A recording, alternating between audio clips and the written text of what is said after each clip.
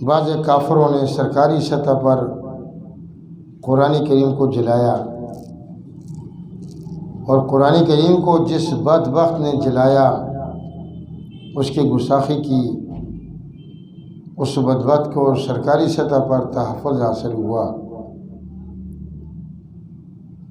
تو اس حوالے سے کچھ مناسب معلوم ہوا کہ قرآن کریم کی باتیں، قرآن کریم کے متعلق چند باتیں عرض کی جائیں تاکہ ہمیں بھی معلوم ہو کہ قرآن کریم کتنی عظیم و شان کتاب ہے۔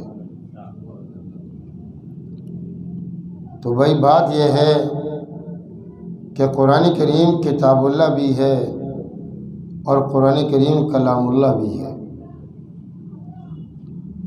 اور قرآن کریم ام الکتاب ہے، اور باقی ساری کتابیں قرآن کریم کے محتاج ہیں۔ قرآن کریم مخدوم الکتب ہے، یعنی قرآن کریم اصل مالک ہے، باقی ساری کتابیں قرآن کریم کے نوکر اور خادم ہیں۔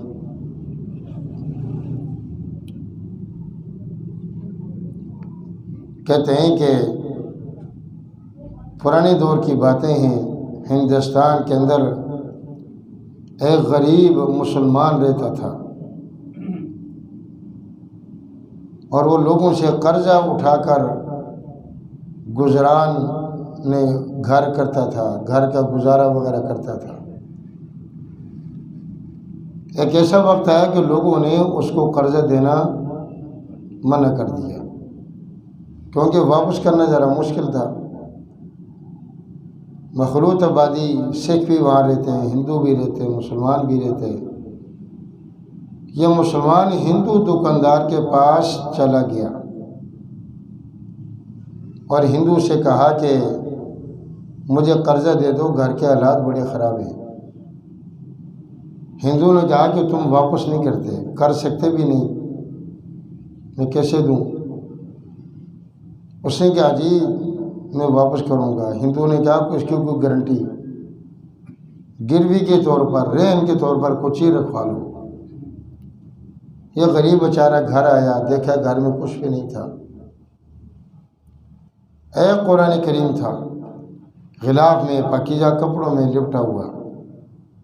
اس قرآن پاک کو اٹھایا، اس کو بوسہ دیا، پیشانی سے لگایا، سینے سے لگایا، لے جا کر ہندو کو، دکاندار کو دے دیا، اور کہا کہ تم جانتے ہو یہ ہماری مقدس کتاب ہے، یہ بڑی عظیم کتاب ہے، ہمارے بچے بیوی سارے خاندان اس پر قربان، یہ رکھ لو، میں جب تمہارے پیسے تمہیں دے دوں تو مجھے میرا قرآن کریم واپس کر دینا۔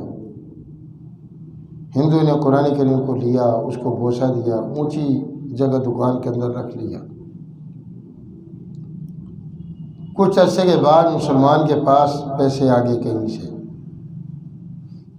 یہ واپس گیا اور جا کر اس ہندو کو پیسے دیے، کہا کہ میرا قرآن کریم مجھے دے دو۔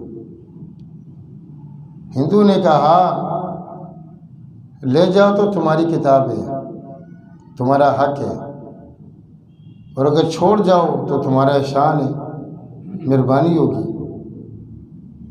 غریب مسلمان نے کہا کہ تمہیں اس سے کیا فائدہ، تم تو ہندو ہو، اس کا تو فائدہ مسلمانوں کو ہے کہ مسلمان پڑھتے ہیں، تلاوت کرتے ہیں، اس سے برکت حاصل کرتے ہیں، اس کو چومتے ہیں، سینے سے لگاتے ہیں، بوسہ دیتے ہیں، ماتھے پیشانی سے لگاتے ہیں، اونچی جگہ رکھتے ہیں، بغیر وضو مسلمان ہاتھ نہیں لگاتے، تمہیں کیا فائدہ؟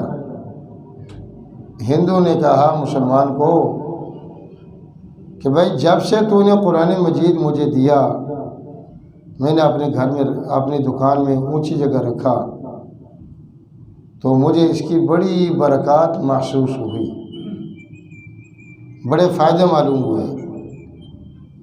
پہلا فائدہ یہ تھا کہ جب سے قرآن کریم میری دکان میں آیا تو دکان کے اندر کیڑے مکوڑے، چوہے وغیرہ دیگر مخلوق آ جاتی ہے نقصان پہنچانے کے لیے، وہ ساری چیزیں میری دکان سے نکل گئی، دوبارہ نہیں آئی۔ دوسری برکت اس کی یہ معلوم ہوئی کہ جب سے قرآن کریم میری دکان میں آیا ہے، ادھار لینے والے گاہک کوئی بھی نہیں آیا، ہمیشہ نقد و نقدی، کیش و کیش لوگ لے رہے ہیں۔ اور تیسرا فائدہ یہ ہے کہ جب سے قرآن کریم میں نے دکان پہ رکھا، رش اتنی زیادہ ہو گئی کہ میں تھک گیا، میں نے تھک ہار کر 3-4 لڑکے اور رکھ لیے ملازم۔ پوری مارکیٹ میں سب سے زیادہ رش میری دکان پر ہے۔ اب جی اس مسلمان نے قرآن کریم اس کو بطور ہدیہ کے تحفہ کے دے دیا، تو ہندو نے یہ سوچا کہ جس قرآن کریم کو کپڑوں میں لپیٹ کر صرف رکھ لینے سے اتنا بڑا فائدہ ہے، اگر اس کو کھول کر پڑھا جائے اس کے اندر ہے کیا ہے، اس کے کتنی بڑی برکات ہوگی۔ تو جو ہی اس نے چند دن اور رکھا اپنے گھر میں قرآن کریم کو، تو اللہ پاک نے ہندو کو مسلمان ہونے کی توفیق دے دی اور مسلمان ہو گیا، اور اللہ پاک نے اس قرآن کریم کی برکت سے اس کے گھروں میں رحمت و برکتوں کا نزول فرمایا۔ علماء نے بڑی پیاری بات کہی ہے، آپ ہی تجربہ کر لیں کہ دیکھو، جس کمرے کے اندر برف کا بلاک رکھا ہوا ہو، برف پڑی ہوئی ہو، برف کو آپ استعمال نہ بھی کریں، پانی اس کا بہہ رہا ہے، وہ برف پگھل رہی ہے، اس کا فائدہ کمرے کے ماحول کو کیا ہوگا کہ کمرہ ٹھنڈا ہو جائے گا۔ ایسا ہی ہے، اس کے مد مقابل جس کمرے کے اندر آگ کے کوئلے، جلتے ہوئے کوئلے رکھ لیے جائیں، ان کو استعمال میں نہ لایا جائے، ان کے اوپر کوئی چیز پکائی نہیں جائے، تب بھی کوئلوں کے جلنے کی وجہ سے کمرہ کیا ہو جائے گا؟ گرم ہو جائے گا۔ بالکل اسی طرح جب برف کی تاثیر ہے، آگ کی تاثیر ہے، تو جس کمرے کے اندر، جس گھر کے اندر قرآن کریم صرف رکھا ہوا ہوگا، تو کیا خیال ہے قرآن کا اثر نہیں ہوگا؟ قرآن کا بھی تو اثر ہوگا۔ آج کے مسلمان اپنے گھروں سے قرآن کو نکال کر مقدس اوراق کے ڈبوں میں ڈال دیتا ہے، مقدس اوراق کے توڑوں میں، بوریوں میں ڈال دیتا ہے باہر لے جا کر، اور گھر میں رکھا تو ٹی وی کے اوپر قرآن پاک کو رکھے گا، حالانکہ ٹی وی تو خالص گندی چیز ہے، غلیظ چیز ہے، اس کے اندر کتنی گندی چیزیں آتی ہیں، ڈرامے ہوتے ہیں، چوری کرنے کا طریقہ بتایا جاتا ہے، ڈکیتی کا طریقہ بتایا جاتا ہے، بچے کیسے بھاگتی ہیں، کیسے ناجائز شادی کی جاتی ہے، سارا طریقہ اس میں قرآن پاک میں ان چیزوں سے روکتا ہے۔ تو اس چیز کو گھر سے نکالو جو تمہیں جہنم کا راستہ دکھاتی ہے۔ ظالموں، تم نے قرآن پاک کو گھر سے نکال دیا جو تمہیں ہدایت کا راستہ بتاتا ہے، جو تمہیں جنت کا راستہ بتاتا ہے، جو تمہیں دنیا آخرت میں کامیابی کا راستہ بتاتا ہے۔ یہ قرآن کریم گھر میں رکھا ہوا ہو تب بھی یہ برکات کا ذریعہ ہے۔ کتابوں میں واقعہ لکھا ہے، آپ بھی یاد کریں، ایک یہودی مسلمان کا دوست تھا، زندگی ساری ساتھ گزارتے رہے، یہاں تک کہ یہودی مر گیا۔ مسلمان کو بڑا افسوس ہوا، میرا بچپن کا یار دوست تھا، کاروبار اکٹھے، یہ چیز وہ چیز اکٹھی تھی ہماری، بڑا صدمہ رہا مسلمان کو۔ ایک دن مسلمان سویا کہ خواب میں ہندو کی زیارت ہوئی، اور ہندو جی بڑے اعلیٰ عمدہ قسم کا لباس پہنے ہوئے جنت میں ٹہل رہا ہے، جنت میں چل رہا ہے۔ مسلمان نے اسے کہا کہ تو ہندو تھا، تو یہودی تھا، کافر تھا، غیر مسلم تھا، جنت تو کافروں پر حرام کر دی گئی ہے، تو کیسے جنت میں چلا گیا؟ یہودی نے کہا کہ ایک دن میں راستے میں چل رہا تھا، مجھے راستے میں کاغذ کا پرزہ ملا، کاغذ کا ٹکڑا، سفید کاغذ، اس پہ کچھ لکھا ہوا تھا، مجھے سمجھ نہ آیا، میں نے اس کو اٹھا کر قریب کیا تو اس کے وہ لفظ محمد صلی اللہ علیہ وسلم لکھا ہوا تھا۔ کیا لکھا ہوا تھا جی؟ محمد صلی اللہ علیہ وسلم۔ میں نے اس کو اٹھایا، اس کو جھاڑا، اس کو چومی دی، بوسہ دیا لفظ محمد کو، اس کو پیشانی سے لگایا، سینے سے لگایا، گھر جا کر خوشبو لگا کر اس کو اونچی جگہ رکھ لیا۔ اللہ پاک نے مرتے ہوئے مجھے ایمان کی توفیق دے دی اور کہا کہ تو نے میرے نبی کے نام کو بوسہ دیا ہے، ایسے شخص پر ہم نے جہنم کو حرام کر دے جو میرے نبی کے نام کو بوسہ دے۔ مرتے ہوئے مجھے ایمان نصیب ہوا اور کلمہ پڑھ کے میں دنیا سے آیا، میں مسلمان ہوا، اللہ پاک نے جنت کو مسلمانوں کے لیے رکھا۔ تو بھائی آپ کو قرآن کریم نہیں بھی آتا، ایک نیا نسخہ لے کر گھر میں کمرے میں رکھ لیں، اس کو روزانہ چومی دے دیا کریں، اس کو بوسہ دے دیا کریں، قرآن کریم کو کھول کر اس کی زیارت و دیدار کر لیا کریں۔ آپ جانتے نہیں ہیں کہ قرآن کریم کے علاوہ کوئی کتاب ایسی نہیں ہے جس کو صرف پکڑنے سے اجر ہو، پکڑنے سے ثواب ہو، کوئی کتاب ایسی نہیں ہے، صرف قرآن ایسی کتاب ہے کہ ہر اعتبار سے اجر ہی اجر ہے، ثواب ہی ثواب ہے۔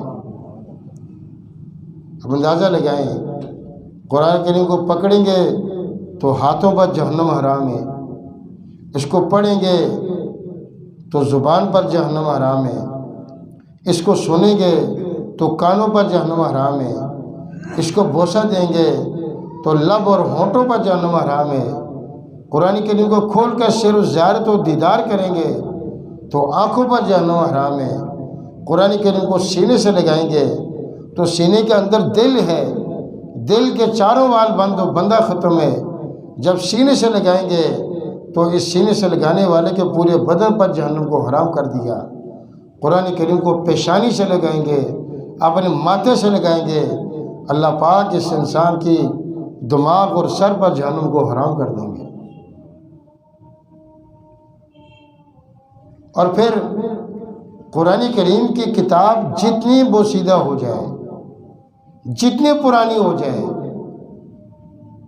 اتنی پوسیدہ پرانی ہو جائے کہ ہاتھ لگاؤ تو ورقے زخمی ہو جائیں، ورقے ٹوٹنے پھوٹنے لگ جائیں، کئی سالوں سے اس کو کسی نے ہاتھ نہیں لگایا تو جیسے کپڑوں سے تعفن بدبو آ جاتی ہے، یوں ہی اس قرآن کریم کو جو پرانا ہے بوسیدہ ہے، اس کو آپ چومیں گے، ناک سے لگائیں گے، سینے سے لگائیں گے، آپ کو عجیب لطف اور مزہ محسوس ہوگا، اس کے ورقوں کو کھائیں گے آپ کو سکون ملے گا۔ ادھر سے اگر آپ کو لاکھ روپے کی بینک سے کاپی مل جائے، کڑکتے نوٹ ہوں، ابھی ابھی وہ مشین سے نکلے ہیں، ان کو سینے سے لگائیں گے، آپ کو قدرتی تعفن گھین بدبو محسوس ہوگی۔ کیوں؟ کہ قرآن کریم دینی دولت ہے، قرآن کریم اخروی دولت ہے، اور وہ پیسے وہ دنیاوی دولت ہے۔ پیسے تو انسان کو دنیا میں کام نہیں آتے، قرآن کریم تو انسان کو دنیا میں بھی کام آتا ہے، موت کے وقت بھی کام آتا ہے اور موت کے بعد بھی کام آتا ہے۔ یہ عظیم کتاب ہے بھائی، اس وجہ سے قرآن کریم کی تلاوت، قرآن کریم کو پڑھنا، قرآن کریم کو سیکھنا، جس طرح 14ویں رات کی چاند کو ہم اگر شہر میں تو گھٹا مٹی دھواں ہوتا ہے، شور شرابہ ہوتا ہے، سناٹا نہیں ہوتا، ذرا دیہاتی علاقے میں چلے جائیں، پہاڑی علاقے میں چلے جائیں تو مطلب بالکل صاف ہو، بادل بودل نہ ہو، تو آپ کو 14ویں رات کی چاند کو آپ کو آسمان میں بھی ستارے چمکتے دمکتے نظر آتے ہیں۔ حدیث پاک کا مفہوم ہے کہ اسی طرح جن کمروں کے اندر، جن گھروں کے اندر خدا کے قرآن کی تلاوت کی جاتی ہے، خدا پاک کا قرآن کریم پڑھا جاتا ہے، آسمانی مخلوق کو، فرشتوں کو زمین کے وہ گھر یوں چمکتے دمکتے نظر آتے ہیں جیسے زمین والوں کو آسمان کے ستارے چمکتے ہوئے نظر آتے ہیں۔ جہاں ڈیلی قرآن کی تلاوت ہوتی ہے، روزانہ تلاوت ہوتی ہے، آپ ایک رکوع پڑھ لیں، 2 رکوع پڑھ لیں، اپنے گھر میں پڑھیں، اپنے کمرے میں پڑھیں، ایک ربع پڑھ لیں، 1 پارہ پڑھ لیں، آدھا پارہ پڑھ لیں، ٹائم کے اعتبار سے آپ 7 منٹ قرآن پاک کو دے دیں۔ آپ 10 منٹ کون سی قیامت آ جائے گی؟ پیکٹ لگا کر گھنٹوں باتیں کرتے رہتے ہیں، فضول چغلی غیبت کیا سے کیا کچھ۔ اگر آپ 10 منٹ قرآن کریم کو دے دیں، پڑھ لیں آپ، تو یقین کریں آپ کے گھر سے بے برکتی ختم ہو جائے گی، قرضے دور ہو جائیں گے۔ جہاں اولاد نہیں ہوتی اللہ پاک وہاں پر رحمتوں کا نزول کریں گے، وہاں اللہ اولاد نہیں لینا، بچوں سے گھر کو بھر دیں گے۔ لڑائی جھگڑا طلاق فتنہ فساد کاروبار کے اندر جتنے بندے سے ساری ختم ہو جائے گی۔ جتنی امت مسلمہ آج پریشان ہے، میں میرے رسول پر باوضو بیٹھا ہوں، آج سے پہلے امت کبھی اتنی پریشان نہیں تھی، اور اس بات پر سب کا اتفاق ہے کہ امت مسلمہ اور مسلمان جتنے آج قرآن کریم سے دور ہیں، اتنے پہلے مسلمان کبھی قرآن کریم سے دور نہیں تھے۔ کوئی دور ایسا تھا 12-15 سال پہلے کہ کوئی مر جاتا، اللہ کو پیارا ہو جاتا، تو دوسرے دن قرآن خوانی میں آدھے لوگ گھٹنوں میں پڑھتے تھے اللہ کا نام، اور آدھے لوگ قرآن کریم پڑھتے تھے۔ آج ایسا دور آ چکا ہے کہ کوئی اللہ تعالیٰ کو پیارا ہو جائے تو زیادہ لوگ گھٹنوں پر ہوں گے، 2-3 بندے قرآن کریم پر ہوں گے، اور وہ بھی قرآن پاک کو غلط پڑھتے ہیں۔ توجہ ہی نہیں ہے قرآن کریم پڑھنے کی طرف، دھیان ہی نہیں ہے قرآن کریم کو، لفٹ ہی ہم نہیں کراتے، توجہ ہی نہیں کرتے، اور پھر پیروں کے پاس، درباروں پر، مزاروں پہ جاتے ہیں، طویل گنڈوں والوں کے پاس جاتے ہیں، جی کسی نے کچھ کر لیا، کسی نے کوئی بندش کر دی، کوئی جادو کر دیا، کوئی ٹونا کر دیا، کوئی عصیب ہے، کوئی یہ خون کے چھینٹے پڑ رہے ہیں، چھت پر جاتے ہیں گوشت کے لوتھے پڑے رہتے ہیں، راستے میں کالی بلی آ جاتی ہے۔ جب قرآن کو نہیں پڑھو گے تو لعنتوں کی بارش ہوگی، بیماریوں کی بارش ہوگی، پریشانیوں کی بارش ہوگی، طلاق ہوں گے، لڑائی جھگڑا ہوگا، فتنہ فساد ہوگا، جیلیں آباد ہوں گی، ہسپتال آباد ہوں گی، قبرستان آباد ہوں گے۔ اور جب قرآن کریم کو پڑھا جائے گا، قرآن پاک کی تلاوت کی جائے گی، خدا کی قسم تمہارے گھر آباد ہوں گے، گھروں میں رونقیں ہوں گی، گھروں میں۔ اور قرآن پاک مشکل بھی نہیں ہے کہ چلو بندہ کہ جی میری عمر زیادہ ہو کی ہے، میں نے اسکول بھی نہیں پڑھا، تو قرآن کریم پڑھتے ہوئے مجھے عجیب سا فیل ہوتا ہے، میں نہیں پڑھ سکتا۔ قرآن خود کہتا ہے وَلَقَدْ يَسَّرْنَا الْقُرْآنَ لِلذِّكْرِ فَهَلْ مِن مُدَّكِرٍ، ہم نے قرآن کریم کو آسان کر دیا ہے کوئی اس کو پڑھنے والا؟ ہے کوئی اس کو پڑھنے والا؟ ہم پڑھتے ہی نہیں ہیں، وضو ہی نہیں کرتے، ہاتھ ہی نہیں لگاتے، ایم اے کہتے رہتے قرآن کریم مشکل ہے۔ آئے نا وضو کر کے میرے سامنے بیٹھے، میں آپ کو دکھاتا ہوں مشکل ہے کہ آسان ہے۔ جہاں روزانہ فجر کی نماز میں 1 رکوع پڑھایا جاتا ہے نمازیوں کو، 1 رکوع میں 3-4 منٹ لگتے ہیں، الحمدللہ 19 پارے تقریباً ہمارے مکمل ہونے والے ہیں۔ سارے بابے پڑھتے ہیں، سارے بڑی عمر کے لوگ ہیں، بچے تو سوئے ہوتے ہیں۔ تو بھائی قرآن کریم کی تلاوت کیجئے اپنے گھروں میں، اپنے کمروں میں، اپنے دکانوں میں، جہاں ہماری روز آنے کی ترتیب ہے، دفتر جانے کی، کھانے پینے کی، باقی معاملات کی، ہم اپنی ترتیب کے اندر قرآن کریم کو بھی لائیں کہ میں نے ڈیلی قرآن کریم کی اتنے رکوع تلاوت کرنی ہے، اور اگر نہیں آتا تو کسی مولوی صاحب سے، حافظ صاحب سے، قاری صاحب سے یاری دوستی لگا کر وہ آپ کو فری میں قرآن کریم پڑھائے گا۔ اگرچہ مہنگائی آسمانوں کو چھو رہی ہے، لیکن قرآن کریم پڑھنے پڑھانے کی کوئی فیس نہیں ہے۔ حدیث پاک میں آتے کہ قیامت کے دن ایک بندے کے پاس سارے اعمال ہوں گے، نام اعمال بھرا ہوا ہے، یہ حاجی بھی ہے، یہ نمازی بھی ہے، یہ سخی بھی ہے، یہ روزہ دار بھی ہے، یہ قریبوں کا خیال بھی کرتا ہے، غریبوں کا خیال کرتا ہے، اقربا کا خیال کرتا ہے۔ فیصلہ ہو جائے گا جا جنت میں، جب چلے جائے گا آگے یک دم اس کو روک دیا جائے گا، بھائی نہیں جا سکتے۔ وہ کہے گا یا اللہ میرے پاس سارے اعمال پورے ہیں۔ خدا کا قرآن آئے گا نورانی لباس کے اندر، پاکیزہ لباس کے اندر، سامنے آ کر روک دے گا، یا اللہ یا اس کو جنت سے نکال یا مجھے اپنے کلام سے نکال۔ اللہ پاک فرمائے گے میری کلام کیا مسئلہ ہے؟ قرآن پاک کہے گا اس کے پاس دنیا جہاں میں ہر چیز کا وقت تھا، ٹائم تھا، اس سے پوچھئے اس نے قرآن کریم کتنا پڑھا ہے؟ جس نے قرآن کریم کو پڑھا ہی نہیں ہے، ہاتھ ہی نہیں لگایا، سیکھا ہی نہیں ہے، اور بڑے فخر سے سینہ تان کر کہتا ہے میں بھی مسلمان ہوں۔ شرم تو نہیں آئی تمہیں ایسی بات کہتے ہوئے؟ جو بندہ باپ کی پٹائی کرے، باپ کو دھکے دے، باپ کی گستاخی کرے اور پھر کہے جی میں اس کا بیٹا ہوں، اس کو شرم نہیں آئی؟ تم کیسے مسلمان ہو کہ خدا کے قرآن کو پڑھا نہیں ہے اور اپنے آپ کو سینہ تان کا فخر سے کہتے ہو ہم بھی مسلمان ہیں؟ جب نمازی نماز سے فارغ ہوتے تو گیٹ پر ایک عورت کھڑی ہوتی، بوتل اس میں پانی، اس پہ شف کر لو، اس پہ دم کر لو، نمازی شف کر کے چلے جاتے۔ کافی عرصہ عورت کھڑی رہی اور دم کرا کے گھر لی جاتی، پھر واپس آ جاتی ہر نماز کے بعد۔ کسی نے کہا بی بی تو ہندو اپنے مندر کے پاس جا، یہ تو مسلمانوں کی مسجد ہے اور مسلمانوں کی پڑھائی سے تمہیں کیا فائدہ؟ اس ہندو بوڑھی خاتون نے کہا ہماری گرت کے اندر لکھا ہوا ہے کہ جو لوگ مسجد میں جاتے ہیں اور قرآن کریم پڑھتے ہیں اور نمازوں کا خیال نمازیں پڑھتے ہیں، ان کی منہ کی پھوک کے اندر، منہ کے شف کے اندر اللہ نے شفا رکھی ہے۔ میرا جوان بچہ کینسر کا مریض تھا، میں نے جب سے نمازیوں سے دم کرانا شروع کیا ہے اللہ پاک نے میرے بچے سے کینسر کو دور کر دیا ہے۔ ایک ہندو کو اتنا یقین ہے پر آج کے مسلمانوں کو اتنا یقین نہیں ہے۔ خود ہم کیوں نہیں پڑھتے قرآن کریم؟ کون سی رکاوٹ ہے؟ لہذا قرآن کریم کو پڑھیے، قرآن کریم کی زیارت کیجیے، قرآن کریم کو گھر کی روٹین میں جگہ دیجیے۔ ہم روزانہ گھر والوں کی حاضری لگائیں کہ آج میری بچوں کی ماں نے کتنا قرآن کریم پڑھا ہے، میری ماں نے کتنا پڑھا ہے، میری بچیوں نے کتنا پڑھا ہے، آج میں نے قرآن کتنا پڑھا ہے۔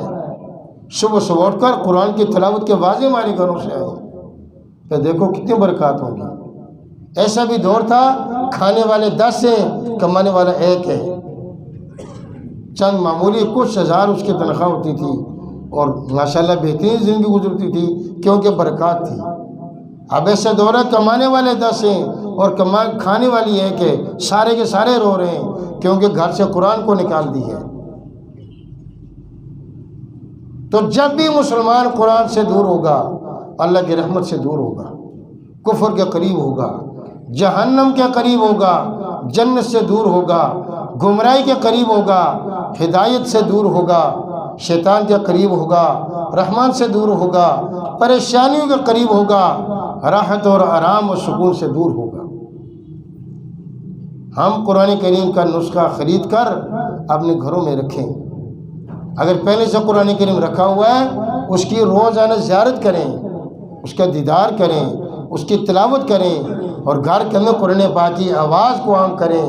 اللہ تعالی ہر مسلمان کو روزانہ قرآن پاک کی تلاوت کی توفیق عطا فرمائے۔